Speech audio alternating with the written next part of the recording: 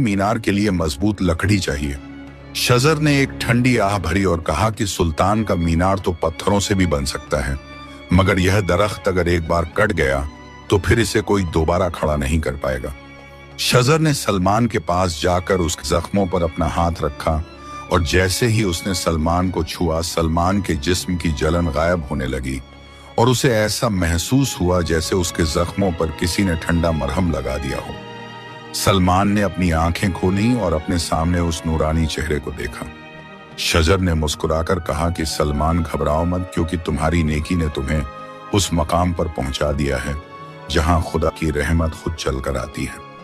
शजर ने वजीर की तरफ मुड़कर देखा और कहा कि अगर तुम्हें लकड़ी ही चाहिए तो मैं तुम्हें एक ऐसी जगह बता सकती हूँ जहां सदियों पुरानी और निहायत ही मजबूत लकड़ियां सूखी हुई हालत में पड़ी हैं। वे लकड़ियां सुल्तान के मीनार के लिए इस पेड़ से कहीं ज्यादा बेहतर साबित होंगी।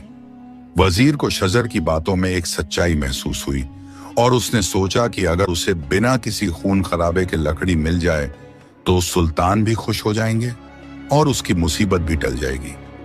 वजीर ने पूछा कि वह जगह कहाँ है और क्या तुम हमें वहां ले जा सकती हो।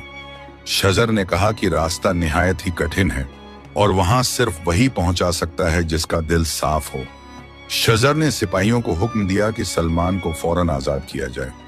सिपाहियों ने सलमान की जंजीरें खोल दी और सलमान धड़ाम से जमीन पर गिर पड़ा।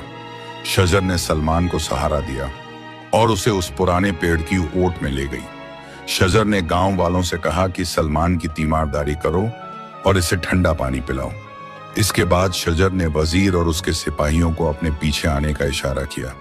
वे सब जंगल की उस घनी वादी की तरफ चल पड़े जहां सूरज की रोशनी भी मुश्किल से पहुंचती थी। जैसे जैसे वे जंगल के अंदर बढ़ रहे थे, रास्ता और भी ज्यादा पेचीदा होता जा रहा था। झाड़ियां कांटों से भरी थीं और जमीन दलदल जैसी थी।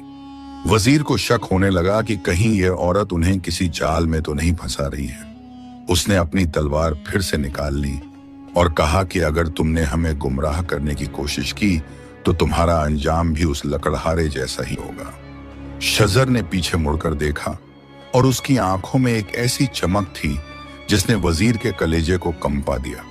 शजर ने कहा कि डर उन लोगों को लगता है जिनके दिल में खोट होता है और तुम बस अपने कदम आगे बढ़ाओ। अचानक वे एक ऐसी घाटी में पहुंचे जहां का नजारा देखकर सबकी आंखें फटी की फटी रह गईं।